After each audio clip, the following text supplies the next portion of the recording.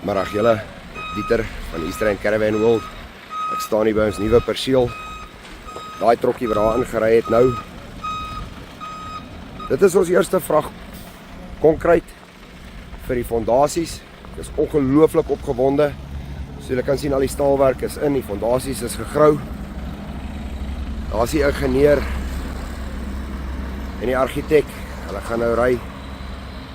Alles is afgeteken, alles is reg, alles is goed. So nou begin ons fondasies gooi, mense. Ek kan nie wag nie. Die fondasies gaan 7 daar staan. En dan kan ons begin om die actual struktuur op te sit.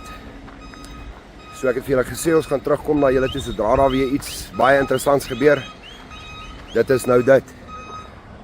Van daar af sal ek weer vir julle op hoogte bring as die struktuur begin opkom en so meer. Maar ja, wat 'n dag. Lang gevat om hier te kom. Baie struikelblokke.